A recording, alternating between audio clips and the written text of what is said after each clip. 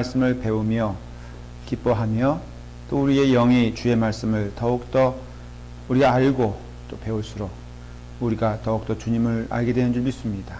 아버지 하나님, 함께하는 주의 종들, 주의 심령들 축복해 주시옵시고 말씀을 통하여 성장할 때 귀한 은혜가 넘치는 시간 될 수 있도록 축복하여 주시옵소서.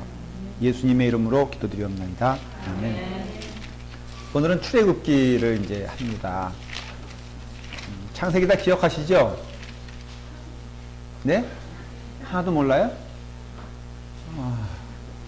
가끔 궁금한 게 믿음 생활 오래 했어도 참 성경을 아냐 물어보면 자신이 많이 없더라고요. 그리고 뭐 요 근래에 믿으신 분들 또 그런 분들은 이해가 돼도 어릴 때부터 믿었어도 정작 보면요, 여러분들 제가 타박하는 건 아니고 저를 포함해 가지고 성경을 아는 교회는 많지 않았던 것 같아요. 그리고 그게 큰 문제가 되는 거예요. 왜냐하면은 우리가 부모님과 우리의 관계에 있어서 부모님을 더 알면 알수록 더 부모님과의 관계에 은혜가 넘치는 것을 경험하게 되죠. 그렇지 않아요? 그 부모님이 하는 그 뜻을 알면은 우리 가운데 은혜가 넘치죠. 우리 박성호 집사님 혜지 한국에 들어가고 마이가 뭐 같이 있으면서 혜지가 엄마의 행동을 다 이해하지 못하잖아요. 어떤 때는 사실은 아마도 한 80%는 엄마의 행동이 이해가 되지 않고 그거 좀 넘어가면은 나는 다리에서 주워왔나 봐 이렇게 할 정도로 굉장히 그 마음 가운데 그 시험이 들고 싫고 그런 것을 아마 경험할 거예요. 우리들도 어릴 때 잘할 텐데.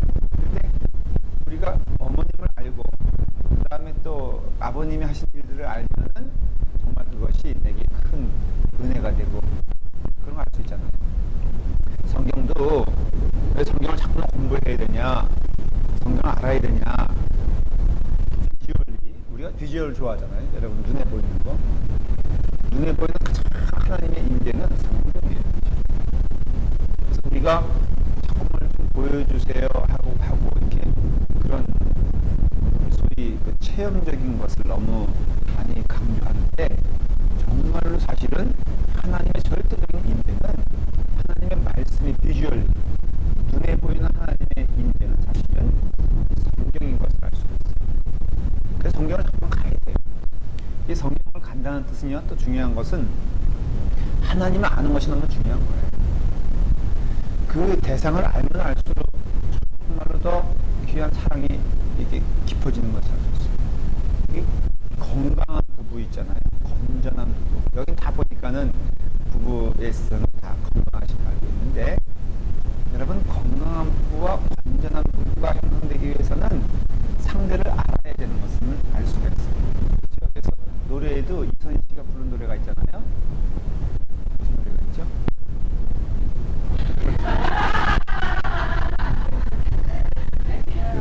일기라는 노래 있잖아요. 일기인가 편지인가, 나는 더 당신을 알고 싶다 하는 그런 애절한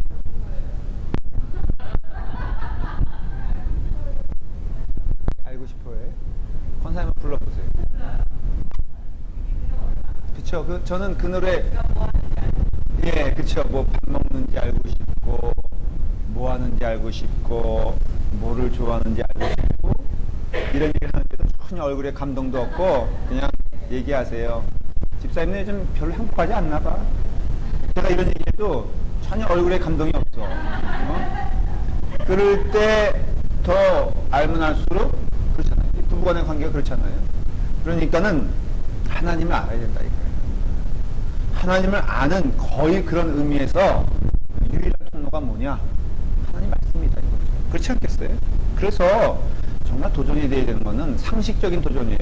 1년에 한 번 통독하는 게 애원하다시피 하잖아요. 사실은 교회나 어떤 때는 자괴감이 드는 게 이게 애원해야 될 문제인가? 어떤 분은 너무나 당연하게 저한테 와서 그래요. 목사님 통독하면 뭐 주실 거예요? 그래서 제가 하도 그러니까 제가 할 수 없이 뭐 냉장고 준다 뭐 준다 뭐 그렇긴 해도 어떤 땐 가만히 생각해보면 어이가 없는 거 있죠. 아니 무슨 통독을 날 위해서 하나. 그래서 내가 어떤 때는 자존심이 상해가지고요, 새벽 기도도 그래. 근데 어떤 때는 특별전에 싫어한다 그랬죠. 왜 싫어하냐? 아니 뭘 그냥 애원해가지고 나와야 되는 게 너무 웃기는 거 아니에요? 집사님 그래 안 그래? 생각해봐요. 그쵸? 뭐 특자 붙어가지고 말이야 그뭘 이게 플랜카드 붙이고 뭐 나와라 해야지. 그것도 그냥 찔끔 말이야. 봐주는 식으로. 내가 목사님 때문에 나옵니다. 근데 무슨 나 때문에 나와? 그리고 그래 목사님 뭔가 좀 해야 되는 거 아닙니까? 그래서 내가 그랬죠. 아니 뭐 할 것도 없고 나 그냥 일반 새벽기도 열심히 나오니까 정말 날 보고 뭔가 좀 특별하게 해보고 싶으면은 그냥 나오세요. 아니 그래 안 그래? 뭐 특자가 붙어야 돼? 목사님 뭔가 해보십시다. 걱정하지 마. 그냥 하고 있으니까는 하고 있어 열심히. 새벽기도 진짜 열심히 하고 있고요. 꼬박꼬박 나오고 있다고. 나 이게 혈압 올리면 안 되는데 이러다 쓰러지는 거 아니야? 난 그래서 내가 이건 정말로 비유 뭐 이렇게 여러분들 뭐 이상하게 얘기하는 게 아니라 특자보다는 일자를 좀 좋아하세요. 일반적인 신앙생활을 하라 이거예요. 그냥 말씀 열심히 읽고 그 말씀 가운데 살아가고 새벽기도 열심히 나오고 그러면 되지. 이게 뭐 마치 교회 부흥을 위해서 자기가 뭐 도움을 주는 것처럼 그런 거는 아닌 거예요. 성가대에서 똑같은 그런 경험하잖아요. 나와주세요. 연습해주세요. 아니 그 생 목소리로 교인들에게 들려주고 싶어? 나 정말 좀 어떤 때 보면은 보이는 그러면 나와서 연습해야지. 뭐 그냥 연습해주세요. 뭐 안 나오면 안 되지 않습니까? 아니 어떻게 그 정도 실력 가지고선 30분 연습 안 하고선 틀 생각을 하냐 이거예요. 참. 그거에 내 요점은 그냥 그 여기 말씀 여기 보이는 하나님 여기 있잖아. 뭘 보여주시고 여기 다 있는데 어떻게 살았으면 좋겠습니까? 저한테 와서 계속 이렇게 이런 시리즈는 내가 한 5분 더. 목사님 가르쳐주세요. 그래. 어떻게 하는 게 믿음 생활 잘하는 거예요? 뭘 믿음 생활 잘하는 게 뭐 어디 있어? 기도 열심히 하고 성경 말씀 열심히 읽고 여기 배운 대로 살고 좀 거기다 더하면은 세상에서 착한 사람 되지 않겠어? 예수 믿는 사람들이 예수 믿는 사람 하면 뭐 나는 당신 못 본 거 내가 봤다 아니면은 나는 뭐 특별한 경험이 있다 이런 건 아닌 거야. 예수 믿는 사람이 굳이 이 세상에서 뭔가 보여주고 싶으면은 착한 사람 되는 거 아닌가?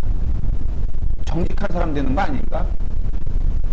좀 그런 거 아니야? 사회에 도움되는 사람 되는 거 아닌가? 저는 이렇게 믿어요. 그게 사실이야. 성경에 보면은 사회에 해가 되면서 신앙인이 되라고 하는 경우는 없어요. 세상에서 누구든지 그래서 크리스천이라면 왜 나왔어? 기독교인은 뭐냐면은 저 사람들은 좀 다르네. 이게 기독교인이거든요. 그렇기 때문에 우리가 이런 삶을 생각하게 되었을 때 저는 이 말씀 이게 하나님의 말씀이요. 저는 저희가 여러분들 존재하는 이유도 사실 이 말씀 전하라고 존재하는 이유라고 생각해요. 좀 확실해요. 다 제하면 그렇기 때문에 여러분들은 받아야 되고요. 전 전해야 되고요. 읽어야 되고요. 배워야 되고 배우지 않으면서 너무 멀쩡하게 믿음 생활하고 있다는 것은 굉장히 위험신하고 적신하고 금방 넘어갑니다. 뭐 굳이 어떤 분은 우리 감리교잖아요. 저도 감리교 목사인데 감리교에 대한 자부심이 정말로 크지 않습니까? 근데 굳이 제가 표현하자면요. 한국에서 제일 그 신천지에 넘어간 교단 숫자를 말해보니까 감리교가 넘어가. 왜 그럴까? 저는 좀 정직하고 부끄럽게 말하면요. 이 감리교에서는 말씀 배우는 일이 좀 부족해요. 굳이 몰라. 여러분 솔직히 그렇지 않아요? 그렇기 때문에 이건 절대 비판하는 게 아니라 어느 교단을 떠나서도 여러분 말씀으로 가야지 올바른 것을 깨닫지. 그래 신천지가 뭔지도 알고 구원파가 뭔지도 알고 엉뚱한 짓 하는 거 보면서 우리가 깨닫게 됩니다. 하여간 그래요. 자, 출애굽기. 제가 왜 갑자기 이 주제에 넣는 이 얘기를 했죠? 누가 나의 또 혈압을 또 올린 거 아니야 아까?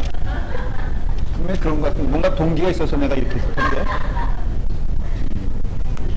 선물 안 산 것 때문에 그런 거 아니에요? 내가 확실히 얘기하는데 오해할까 봐 얘기하는데 내가 혹시 선물 안 사왔다고 이렇게 혈압 올리는 게 아니라 물론 그런 부분도 사람이 좀 있긴 있어요. 그런데 근데 그건 아니고 하여간 말씀으로 가야 된다는 거예요. 자, 출애굽기는 이제 선이 확 구워지죠.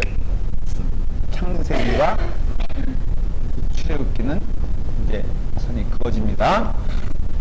그러나 내용은 똑같아요. 여기서는 이제 타락의 원인과 얘기했었죠. 죄의 원인은 결국은 하나님은 누구시다? 그렇죠. 그런 잘 말씀해 주셨어요. 창조주 하나님을 많이 강조할 때도 있고 사랑의 하나님을 많이 강조할 때도 있죠. 그건 아셔야 돼요. 같은 하나님인데 창조주 하나님을 강조할 때는 이게 어떤 의미가 있을까? 나와의 그 어떤 릴레이션십, 상관관계를 얘기할 때 창조주 하나님을 얘기할 때는 우리가 어떤 것을 우리가 이해를 해야 돼요? 그렇죠. 그런 얘기. 아예 답이 쪽쪽 나오네. 우리가 피조물이고 하나님은 창조주다. 그럼 어떤 관계가 있어야 되죠? 주종관계 맞죠? 순종 맞아요. 그거예요. 왜냐? 여기 다 피조물이잖아요. 피조물이란 객체로 봤을 때는 나무도 피조물이고 우리도 피조물이에요. 태양도 피조물이고 우리도 피조물. 그때 우리는 흔히 이 자연 모든 천하 만물들은 다 누구한테 순종하고 복종한다 그러죠? 하나님 정하신 시간에 때에 다 그래서 순종하잖아요. 그래서 보면은 우리 집에 뒤에 감나무가 있는데 하여간 이 감나무는 죽으면 안 돼. 왜? 죽으면 난 그날로 나도 같이 죽어야 돼. 왜? 우리 집사람한테 내가 무능하다는 소리 딱 한 번 들어봤어요. 딴 건 잘 알지 않았는데 제가 감나무를 한 번 죽였어. 우리 언제 한번 감나무를 심었어요. 우리 장인어른이 또 하필 또 장인어른이 심었어. 그러니까 꼭 이게 딸들은요 문제가 장인어른과 자기 남편을 비교한대. 네. 그래서 장인어른이 딱 심어놨는데 어쨌든 간에 나는 너무 억울한 게 내가 죽인 게 아닌데 죽으면은 내 탓이고 살리면 자기 탓이야. 이 부인들이 참 문제가 되는 게요. 안 되면 남편 탓이고 잘 되면 자기 탓이라는 노조가 많아요. 그래서 죽어버렸어. 근데 뭐 물을 안 줘서 뭐 게으르고 뭐 어쩌고 그래가지고 죽었다 이거예요. 그래서 내가 싱경길이 나가지고 좋아. 그러면서 하나 사온 거야 이제. 사왔는데 늘 겨울 되면 초조한 거 있죠. 왜냐? 입이 하나도 없는 거야. 겨울 되면. 그러니까 이게 나와야 되는데 이제. 그래서 제가 사실은요 한 1월달 정도 되면은 이게 중간중간 이렇게 나무 꺾어봐. 왜냐면은 이게 죽은 모습인데요 분명히. 이게 꺾어보면은 살았으면은 거기가 파릇파릇. 김일광 선생님 전문가죠. 농사 전문가잖아. 그치? 그래서 감나무 진짜 죽은 것 같지 않아요? 딴 나무는 좀 덜한데 감나무 완전히 다 잎이 없어버려. 그래가지고는 가끔 1월달 정도 되면 똑 뜯어봐서 살아있어. 살았구나. 그 다음에 잎이 나야 되는 거야 이게. 때가 돼서 안 나무뇨 정말 초조한데 할렐루야. 올해도 저에겐 생명의 날을 주신 거 감사합니다. 살았어. 지금 잎이 풍성해. 그러니까는 이게 질서잖아요 질서. 그래서 하나님이 창조주 하나님이라 그럴 때는요 사실은 인간은 여기 순종이 있어야 되는 거예요. 순종. 그래서 믿음 생활에 있어서 그 다음에 또 창조주 하나님 있으면 하나님은 뭐라 그랬죠? 사랑의 하나님이죠. 지금 창출 다 이게 지금 연결되는 거예요. 사랑의 하나님이랑 우리는 어떤 존재입니까? 네? 사랑의 하나님 앞에 우리는 어떤 존재예요? 사랑을 받는 존재지. 그래서 은혜를 체험하는 존재다. 그래서 하나님이 사랑의 하나님일 때는 우리는 은혜 가운데 살아가는 존재예요. 여기는 뭐가 있어요? 만족이 있고 감사가 있고 기쁨이 있어요. 그래서 신앙생활에는 감사와 만족과 기쁨이 없으면은 그는 정말 온전한 믿음 생활이야. 삼박자에 뭐예요? 뭐라 그랬지? 감사, 만족과 기쁨 있어요? 여러분들 감사 있어요? 만족 있어요? 그 다음에 뭐였지? 기쁨 있어요? 이 부부관계는 내가 늘 이제 부부쌤이랑 같이 겸하면서 하잖아요. 왜냐면 여러분들은 부부의 어떤 훈련을 받아야 될 존재들입니다. 남편에 대한 온전한 사랑의 관계가 형성이 되면요. 첫째는 뭐가 있냐면 감사합니다. 여러분 남편 감사해요? 목사님, 뭐 감사할 게 있어야죠. 생각해 보십시오. 가끔 신문에 나오는 흉악무독한 저 존재를 보면은 그냥 있어주는 것만 해도 감사하지 않아, 어떤 때? 그렇죠? 숨 쉬는 것만 해도 감사하고 어디 가서 말썽 펴가지고 코사인 해가지고서 그래가지고 집안 폐가 되는 것보다는 감사하죠. 만족이 있죠. 기쁨이 있죠. 우리가 하나님의 사랑의 하나님이라면요, 우리에게는 은혜와 감사가 넘치고요. 하나님의 창조주 하나님이라면 우리 가운데는 순종의 하나님이, 순종의 대상인 하나님이 있다는 것을 알게 돼요. 근데 굳이 따지자면은 이 은혜는 우리의 삶 가운데 전반적인 나타나는 고백이래고요. 우리의 삶에 나타나는 형태, 열매들은 뭐가 돼야 됩니까? 너무 상식적이죠. 순종이 돼야 되는 거예요. 그러니까는 이게 따로 떨어진 건 아니지만은 굳이 우리의 삶의 어떤 그 현상, 모습은 이게 돼야 되고요. 나타나는 모든 행위의 결과들은 이게 돼야 된다. 어려운 얘기 같아요? 좀 이런 막 용어 쓰면은 갑자기 좀 복잡해지는 것 같죠? 그냥 우리 살아가는 모습은 예수 믿는 사람들 기뻐요? 즐거워요? 그쵸? 여러분들 먹을 거 생각하니까 기뻐요? 안 기뻐요? 기쁘죠? 우리 교회에 오는 새신자들의 공통적인 그 반응들이 있어요. 제가 이제 새신자 이렇게 식사하면서 서로 대화 자연스럽게 하잖아요. 어떻게 우리 교회 오게 되셨어요? 그러는데 목사님 보고 왔던 사람 한 사람도 없어. 진짜로. 난 너무너무 실망이 되는데, 근데 이런 얘기 해요.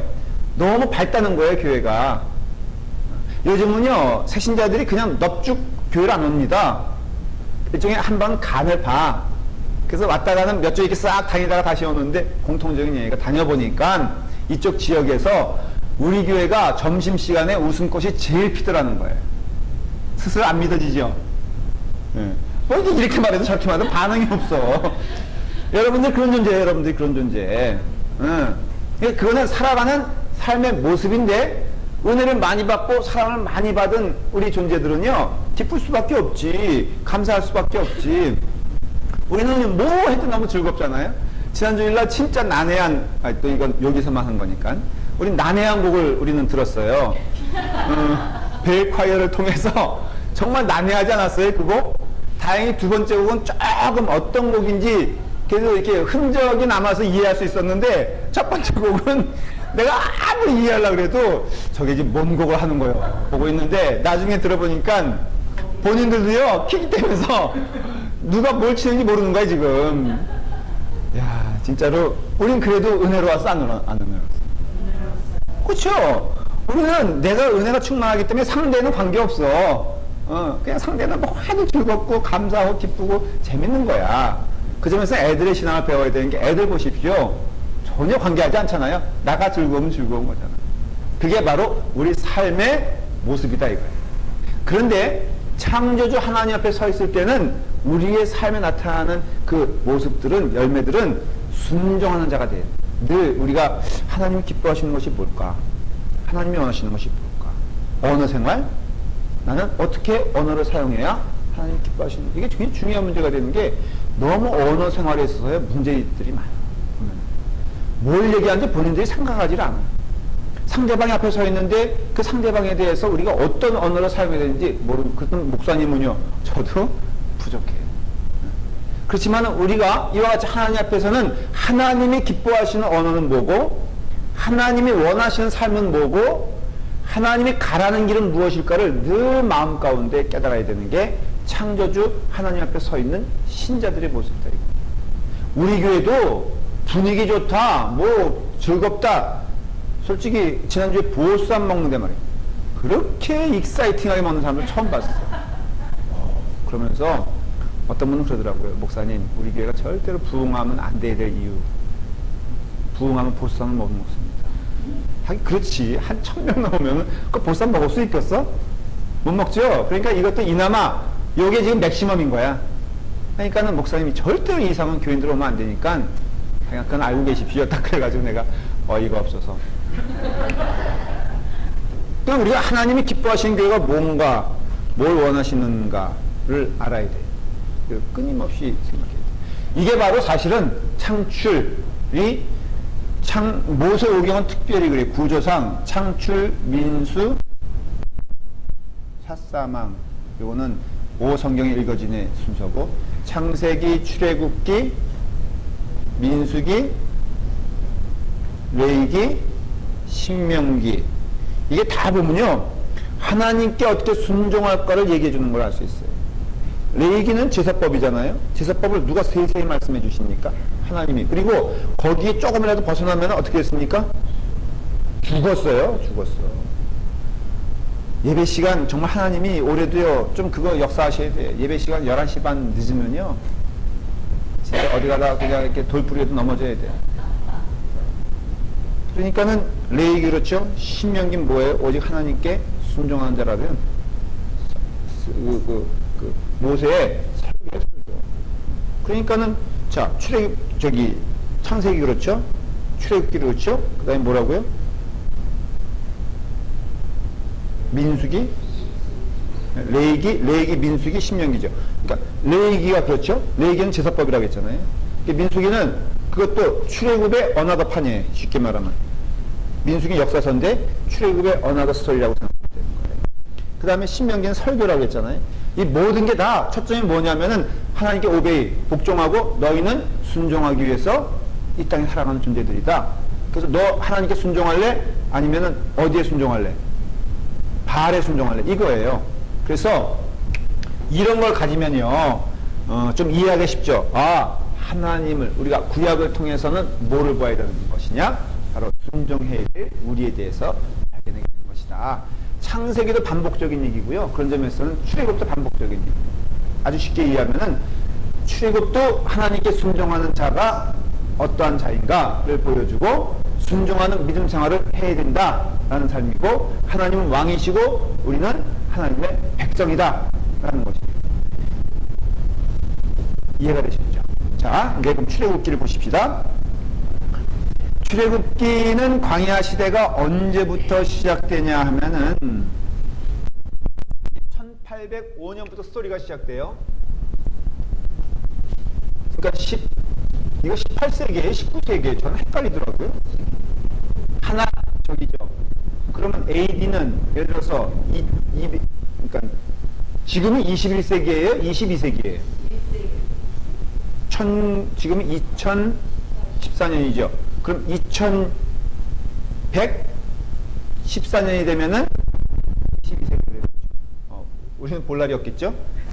그러니까 1805년에 어떤 일이 벌어지냐면은 이스라엘이 요셉의 사후 이제 죽은 다음에 75년 동안 번영을 누립니다.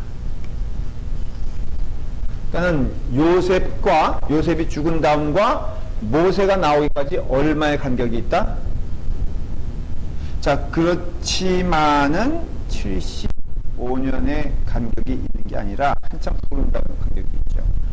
이게 얼마나 이제 쭉 흘러가냐면은 1580년 가까이 흘러가요.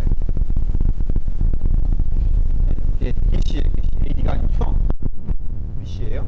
그래서 이렇게 돼서 뭐 복잡한 건 상관없어요, 여러분들이. 다만 요 시대적으로 18세기 BC 18세기 정도의 이 사건들이 일어나게 되었다라는 것을 알고 1487년도에 미디안으로 모세가 탈출합니다. 도망을 갑니다. 대강 그 다음에 얼마 정도가 되죠? 몇 년 동안 미디안 광야에서 있죠? 40년 동안 대략 이 정도 되는 거예요. 1446년에 모세가 애굽으로 돌아갑니다. 그래서 이제 이렇게 시작이 돼요. 애굽이라는 나라가요, 특징적으로 이제 모세가 있었던 또 요셉이 있었던 이 애굽의 나라는 어떤 종족이냐면은 노아의 세 아들이 있었죠.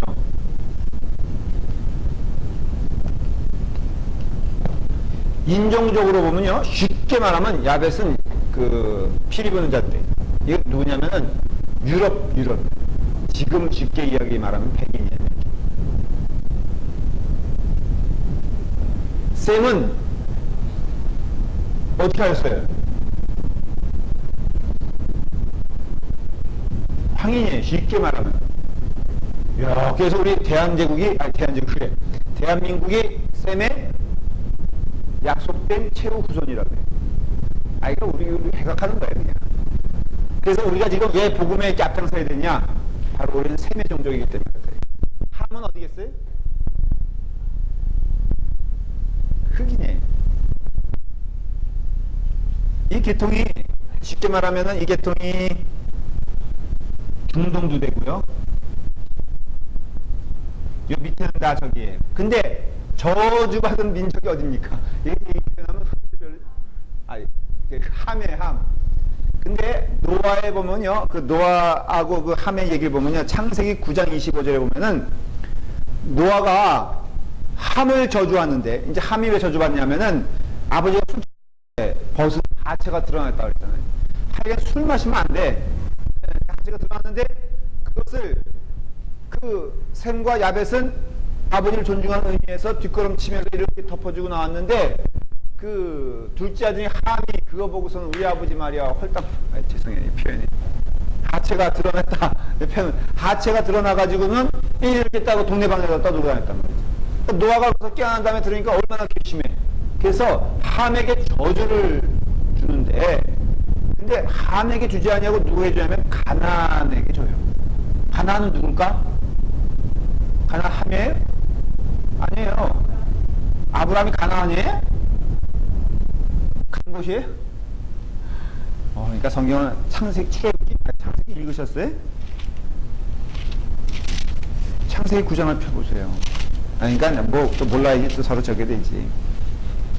자, 창세기 25절. 창세기 9장이에요. 네, 9장 25절. 자, 한번 읽어볼까요? 시작. 이에 이르되 가나안은 저주를 받아 그 형제의 종들의 종이 되기를 원하노라. 그랬죠? 이게 누구의 저주냐면 노아의 저주인데 그 가나안이 누구냐? 22절, 9장 22절 시작.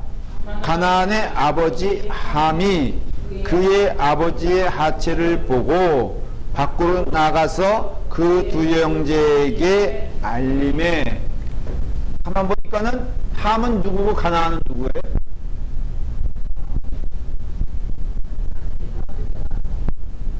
지금 읽었는데 진짜 모르겠어요. 네. 그렇죠. 그러니까는 가나안은 누구? 이거 종족을 얘기하는 게 아니에요. 지금 이거는 한 인물을 얘기하는 거예요. 누구예요? 가나안이 함의 아들. 노아로 말하면 누구예요? 손자예요, 손자. 그러니까는 이 가나안의 족속의 유래는 누구로부터 시작된 것이다? 함의 아들인 가나안을 통해서 시작된 거예요. 그게 사실은 그게 뭐가 되냐면은 그게 종족이 된 거라고요. 그런 경우는 너무 많아요. 예를 들어서 이것도 마찬가지죠. 주이시, 우린 그러잖아요. 이걸 뭐라 그래요? 유대인. 유대인하고 주이시하고 다른가요? 같은가요?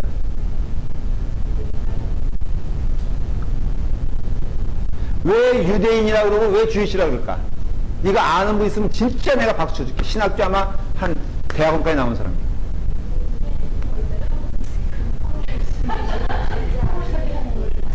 진짜 또 아니 제가 물어본 질문은 딱 하나예요.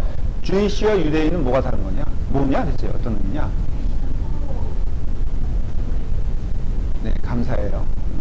그게 아니라 발음의 차이야. 자, 우리가 예수교라고 그러잖아요. 예수교. Jesus. 이게 뭐가 차이가 나는 줄 아세요? 딱 하나예요. 발음 차이야. 이 J를 어떤 나라에서는 하로 읽어요. 하 발음이니까. 하. 한국 하. 흐. 네, 좋은 얘기에 단지 설명을 드릴게요. 오늘 언어 공부 잠깐 5분 동안 할게요. 상식이에요, 상식. 그렇기 때문에 그 야베스도 마찬가지고요. 이게 사실은 J가 미국 발음은 Jesus,예요, Jesus. 근데 이것을 독일 발음하면 야수라고 해요, 야수. 네, 독일어 자체가 J를 하로 읽으니까. 그쵸? 그러니까는 제레미야인데 우리는 예레미야라고 그러죠. 미국 사람들은 예레미야라고 그러면 후라고 물어봐요. 왜냐면은 그 사람들은 제레미야이기 때문에. 우리는 야곱 그러잖아요. 야곱 그러면은 못 알아들어요. 제이콥이라고 그래요. 한번 질문해 본 적이 없어요? 왜 우리는 야곱이고 왜 우리는 미국 사람들은 제이콥일까? 우리의 번역은 쉽게 말하면 독일어를 통해서 온 거예요. 성경의 모든 번역들은 사실은 중국을 통해서 온 거예요. 중국 자체가 원어 자체가 라틴어고 원어 자체가 헬라어고 그렇잖아요. 그러니까는 언어 계통이 이렇게 온 거예요. 이걸로 다. 그래서 여러분들 제로 되는 발음들은요 다 하로 발음하게 돼 있어요. 그래서 예수도 마찬가지고요. 똑같은 거야. 다른 의미 없어. 주저스나 예수나 발음의 차이일 뿐인 거예요. 마찬가지로 보리게는 있겠지. 이 주이시란 것도요. 이거 사실은 그 주이시, 유다. 나 그 얘기하려고 했어. 이게 주거든요.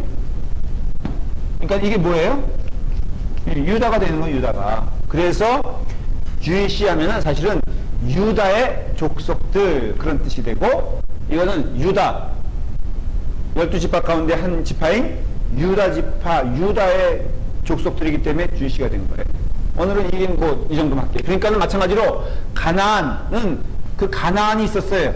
근데 이 가나안이 대표적인 누구냐면은 바로 하나님의 저주받은 민족의 대표성을 말하는 거예요. 근데 왜 아니 그게 조롱하고 아버지를 무시한 건 함인데 왜 가나안을 저주했을까? 이미 그때 여러분들 이게 그 가족들의 형성을 보면요 노아가 방주에서 40일 맞나? 방주에서 며칠 있었죠? 내가 하도 숫자를 얘기하다 보니까 150일 있었어요? 내가 물어보는 게 150일 후에 줄어들고 그렇군요. 8장에 보면은 그랬는데 그 다음에 무지개를 보고 나서는 그 노아가 갑자기 어느 날 술 마셨다 그런 뜻이 아니에요. 시간적으로 굉장히 흘러가는 것을 볼 수 있어요. 이해가 되십니까? 그냥 노아가 물에서 나와가지고 뭐 무칠해가지고 그 다음날 술 마셨다 그게 아니에요. 말이 되지 않는 게 여러분 다 없는 가운데서 나무가 자라야죠. 그렇죠? 그 다음에 싹이 피어야죠. 그리고 열매가 맺으려면 최소한 1년은 넘어야 될 거 아니에요. 황폐화된 모든 땅에서. 그렇기 때문에 이게 어떤 의미에서는 며칠 그 사건에 일어난 게 아니기 때문에 이미 함에게는 누가 있었다? 자손이 있었다는 것을 말하는 거예요. 이건 참 우리 시간표대로면 이해하기가 어려운데 아니 목사님 그냥 노아의 자손이 그 패밀리 8 아닙니까? 그런데 어떻게 갑자기 손자가 생기고 갑자기 이런 것이 생깁니까? 또 누구와 더불어 뭐 이렇게 그 다른 종족들만 생긴 것이 우리의 시간표랑 노아의 시간표랑 틀린 거예요. 연령적인 게. 그래서 이미 사실은 함은 누구의 영향을 받는 존재인 걸 할 수 있냐면은 자녀들의 영향을 받는 존재인 걸 할 수 있고 그 우두머리가 누구다? 가나안이에요. 가나안. 근데 가나안이야말로 세속적인 문화의 대표성을 가지고 있는 그 당시에 이미 그렇기 때문에 노아는 이 가나안을 통해서 세상 문화가 형성될 것을 알고 가나안에게 저주를 한 거예요. 그래서 모든 하나님을 대적하는 문화는 뭐라고 표현하냐면 가나안 문화라고 생각합니다. 그래서 가나안 문화라 그러면은 바로 무엇이냐면은 세상 문화다라는 대표적인 의미를 사용되면 된다는 것이에요. 그래서 나중에 그것이 대표성이 된 거예요. 하나님이 이제 이렇게 해서 황인이 됐고요, 셈이 됐고, 흑인이 됐고, 저게 됐는데, 이 약속의 땅, 가나안 땅이라고 하잖아요. 그렇죠? 이 가나안 땅이 좋은 의미에서 가나안 땅이 아니라 세상 문화에 형성되고 전파되는 여기를 통해서 사실은 애굽이 형성이 되고요. 이 애굽 문화가 무슨 문화예요? 가나안 문화예요. 가나안 문화 쉽게 말하면. 그래서 끊임없이 이스라엘 사람들은 광야에서 어디로 돌아가려고 그러죠? 그러니까 광야에서 애굽으로 돌아가려고 하잖아요. 왜냐? 애굽이 세상 문화의 상징이기 때문에 그래. 그러면서 또 가나안으로 그러지 하나님은. 그때 가나안은 여기에 가서 동조하라는 게 아니라 이게 뭐예요? 여기가 핵심이거든. 애굽 문화의 핵심이 가나안 문화고 메소포타미아 문명의 문화의 핵심이 바로 가나안 문화인 거예요. 이미 그 당시에. 그래서 이 아브라함도 보면은 보십시오. 아브라함의 목표가 어딥니까? 가나안이죠. 그렇죠. 애굽에 있어서 이스라엘 사람이 갔던 곳 목표가 어딥니까? 가나안이죠. 모든 것이 다 가나안으로 돌아가려고 그래요. 왜 그런지 아세요? 아브라함이 가나안 땅에 가서 가나안 족속들과 그러니까 동거하면서 동행하면서 함께 가면서 살기를 원하기 때문에 가나안으로 보낸 겁니까, 하나님이? 아니에요. 가나안이 세상의 핵심 문화로 한다면 거기 가서 너는 그것을 깨부시고 너는 하나님의 백성답게 사는 것을 보여줘. 이거예요, 이거. 왜 집요하게 하나님이 자꾸만 가나안 땅으로 보내시냐면은 가나안이 적과 꿀이 흐르는 땅, 그거는 사실은 엄밀하게 말하면은 그 미닝을 잘 알아야 돼요, 우리가. 가나안 문화가 좋기 때문에 적과 꿀이 흐르는 땅이 아니라 그 땅은 없어져야 될 땅이에요, 그 문화는. 가나안 문화는 없어져야 될 문화이기 때문에 핵심이기. 그래서 가나안 땅을 자꾸 가라는 것은 애굽, 메소포타미아 모든 그 세속적인 문명의 핵심이 어디 있다는 거예요? 가나안에 있다는 거예요, 가나안에. 그래서 아브라함도 자꾸 일로 보내는 것은 여기 가서 동화되어서 가나안처럼 살라는 게 아니라 그거는 없애야 될 땅이라는 것을 말해주는 것이고, 이스라엘 사람들을 굳이 이쪽으로 보내는 이유도 뭐예요? 왜 그러겠어요? 하나도 남김없이 멸절시켜라 라고 하는 하나님의 명령에 의한 이동인 것을 알 수 있어요. 교회도요, 여러분들, 오늘날의 교회의 사명은 세상에 굳이 따지자면요, 세상을 이기는 싸움을 해야 되는 것이지 세상을 쫓아가는 싸움이 되는 것이 아니에요. 가끔 교회에서 이런 얘기를 해요. 세상 사람들이 이제 세상 문화가 너무나 앞서가니까 교회도 그거 빨리 쫓아가야 됩니다. 그리고 세상 사람들이 이해하지 못할 말들은 안 하는 게 좋습니다. 세상 사람들 감정에 어긋나는 것들은 좀 배제하십시다. 그게 대표적인 게 십자가를 없애는 운동들을 교회에서 했어요. 진짜로 그래요. 그래서 저 중앙에 있는 십자가도 슬슬 옮겨가는 거 이런 거 많이 보죠. 왜냐? 싫어한다 이거야. 누가 싫어하냐? 아니, 그래도 교회를 끌어들이려면은 그 사람들이 좋아하는 어느 시대나요? 창세기부터 시작해서 요한계시록에 오기까지, 아니, 모든 교회가 세상의 문화와 동화돼가지고 교회의 역할을 감당한 때는 한 번도 없었어요. 그것이 세상 사람들에게는 거슬리는 말이 되고요. 왜? 죄악 가운데 있으니까. 세상을 하나 선포되는 말씀에 대할 때 교회의 올바른 펑션이 됐었어요. 그게 부흥이에요. 저는 우리 교회가 세상 사람들과 타협해가지고 세상 사람들에게 맞는 문화를 선포할 생각이 추호도 없다고 합니다. 하나님의 핵심의 말씀, 복음의 말씀이 여기 있는데 이 말씀 놔두고 뭘 휘날리는 거예요? 제가 설교 시간에 어떤 때는 예화도 하고요. 어떤 때는 졸리는 분들을 위해서 지금 성역 공부도 몸부림쳐가면서 좀 졸릴 것 같아 깨우려고 이렇게 애를 쓰지만 이게 핵심이 아니에요. 핵심은 이 말씀을, 하나님의 말씀을 우리에게 선포되는 이 말씀을 전하는 것이 바로 약속의 말씀입니다. 그래서 이 종족도로 보면은 이와 같이 퍼지게 되면서 결국은 하나님의 사람들은 그래서 그게 셈이 되고요. 그 다음에 야벳이 된다. 이런 뜻이에요. 그러나 지금의 백인이라든가 흑인이라든가 황인 이런 뜻은 아니에요. 그렇지만 분명한 것은 하나님께서 이 가나안을 통해서 그 멸절하기 원했던 바로 그 메시지에는 애굽을 떠나 가나안으로 가라는 그런 메시지가 있는 것을 알 수 있어요. 창세기는 부르심이라면요, 출애굽기는 바로 그것에 대한 답이에요. 응답이에요. 그래서 그 출애굽기는 바로 그와 같이 이제 본격적으로 하나님의 역사가 일어나는 것을 볼 수가 있습니다. 자, 상식적으로 그 다음에 이제 보면은 우리 8절, 1장 8절을 볼까요? 자, 다 같이 읽겠습니다. 시작. 요셉을 알지 못하는 새 왕이 일어나 애굽을 다스리더니, 이것이 굉장히 중요한 메시지임을 여러분들 아셔야 돼요. 역사적으로 보면요. 이제 여러분들이 함께 쫓아가는 거예요, 저에게. 새 왕은 뭘 말하며 근 왕은 뭘 말할까? 이걸 알아야 돼요. 그래야지 왜 이스라엘 사람들에게 그러한 노예되는 일들이 벌어졌는가를 이해할 수가 있어요. 여기서 단지 알지 못, 성경은요 굉장히 어떻게 보면 해석적인 내용이에요. 알지 못하는 새왕, 그것은 요셉의 이름을 알지 못한다? 그런 뜻이 아니에요. 요셉을 싫어한다 그런 뜻도 아닙니다. 요셉이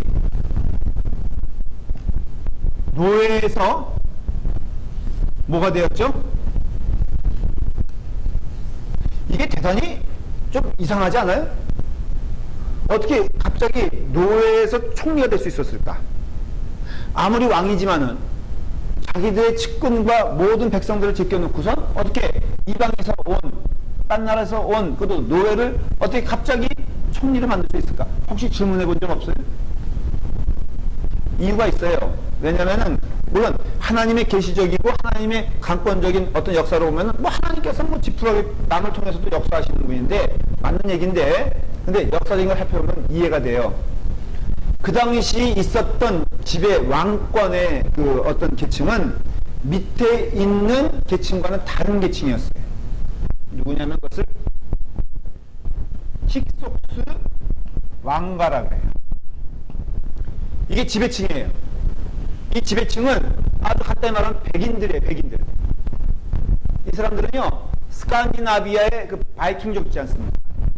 이 바이킹족이요, 그 배를 잘 타잖아요. 그래가지고 여러분 잉글랜드 위가 스코틀랜드 저기 뭐죠? 그 저기 벨지움, 다 이게 벨지움, 그 다음에 네덜란드 이쪽이 지금 또 뭐였죠?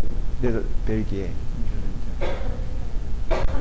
핀란드 이런 모든 저기가 다 뭐냐? 바이킹족이에요. 바이킹족. 근데 이 사람들이 해양 문화인데 이 사람들이 배를 타고 어디까지 오냐면요, 쉽게 말하면 이렇게 잉글랜드와 도보 해협 있잖아요. 심지어는 그 도보 해협 저 위에 그 스코틀랜드 위쪽 거기를 이렇게 막 돌아요.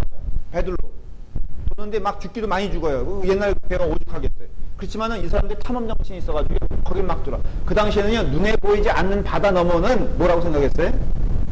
낭떠러지라고 생각했다고요. 우리는 바다가 보면 얼마나 무서운지 알잖아요. 근데 거길 넘어간 거예요, 이 사람들이. 그러니까 넘어가서 막 가다가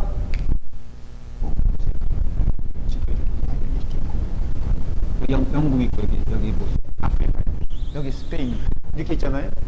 여기가 바이킹의 시작인데 일로 가가지고 이 사람들이 이걸 넘어가지고요, 여기까지 들어오는 거예요, 실제로. 그래가지고 사실은 여기 보면은 그 팔레스타인도 그 원조는 사실은 누구냐면은 바이킹족이에요, 바이킹족. 그래서 여기 넘어와가지고요, 일로도 넘어왔어, 실질적으로. 그래서 이 사람들이 뭘 가지고 싸움을 잘해가지고 철기 문화가 있었어요. 그래서 우두두두 막 마차인데 그 마차가 지금으로 하면 탱크 부대. 여러분 탱크 당할 수 있어요, 없어요? 그 당시 뭐 말인데 뭐 그게 아니에요. 말 쫙 몰고 그 다음에 완전 중무장한 사람들이 먼저 활 쏘면서 막 두 명이 타거든요. 한 명은 막 말고 하면 한 사람이 막 창으로 쏘면요, 누구도 그 전차부대를 당할 수가 없어요. 그러니까 막 밀고 내려와서 어디까지 왔냐면은 애국까지. 그래서 애국을 완전히 무너뜨렸어요. 그래서 거기 지배층이 됐는데 이 사람들이 힉속스 왕가예요. 그래서 이 사람들이 요셉이 노예 생활할 때 아주 강력한 왕권을 가지고 있었어요. 근데 문제는 뭐냐면은 밑에 계층들은 흑인이야, 흑인. 쉽게 말하면 여기 토종이에요, 토종. 토종을 지배하고 있으니 얼마나 나라가 불안했겠습니까? 그래서 요셉이라는 외지 사람을 발탁할 수 있던 것은 힉속스 왕가 자체가 외지인이었기 때문에 거기에 대한 거부감이 없었던 거예요. 그래서 요셉이 발탁이 됐습니다. 잘 됐습니다. 나라가 강성해졌습니다. 그런데 문제는 그게 끝까지 가냐 이거예요. 결국 지배층이 그 토촉민들에게 무너지기 시작합니다. 그래서 나온 왕조가 누구냐 하면은 바로 18대 애굽의 18대 왕조로서 1500년부터 1200년 때까지 집권하던 왕조가 있었는데, 힉속스 왕조는요 바로 BC 1570년에 의해서 망하게 돼요. 근데 그 망가뜨린 그 사람이 누구냐면은 이 힉속스 왕가를 무너뜨린 사람이 바로 누구냐면은 이 많이 좀 들어보지 않았어요? 네?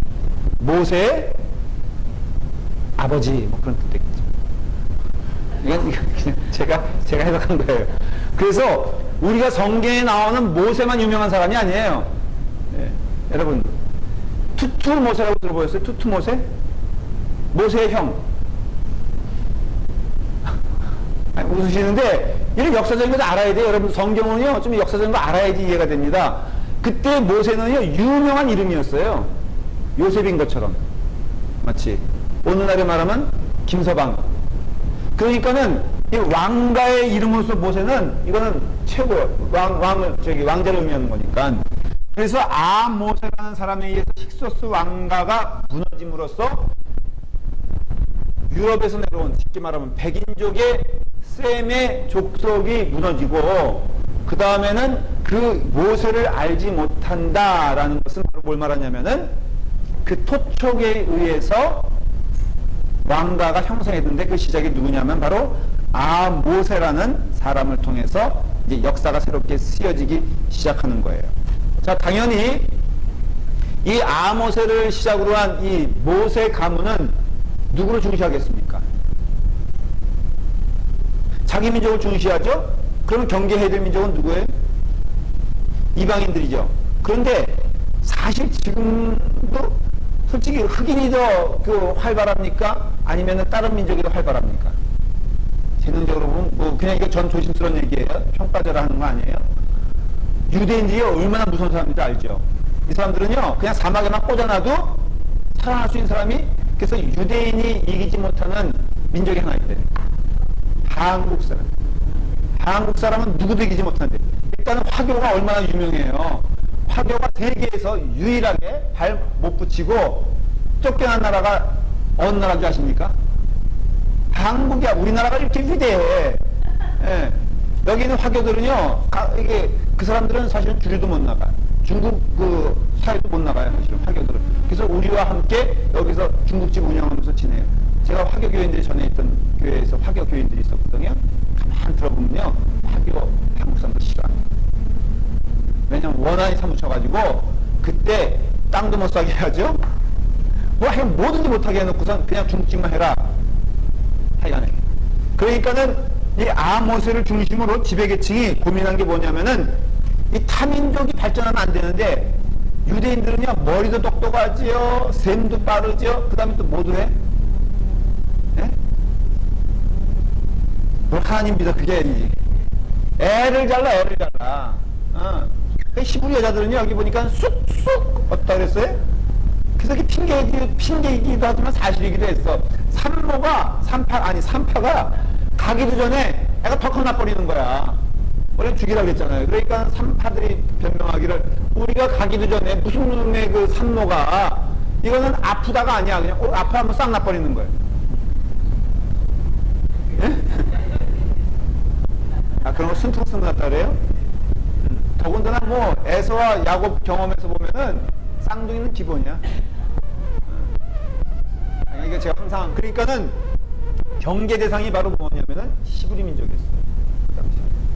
그래서 핍박이 시작되는 거예요. 그래서 그러니까 요셉을 알지 못한 새왕은 요셉의 공적을 인정할 필요가 없는 왕가가 태어났는데, 그게 뭐냐? 아모세라. 그래서 모세가 나일 강가에서 이 건짐을 받게 되었을 때 왜 모세란 이름을 받게 됐느냐? 당연하겠죠. 왜 그러겠어요? 그게 모세의 왕가였기 때문에 그런 모세예요. 그래서 시작되는 것이 이제 모세다라는 것을 알 수가 있습니다. 자, 오늘 여기까지 하면, 오늘은 이제 개론으로서 처음 이렇게 시작하는 것으로서 역사적인 배경을 많이 했습니다.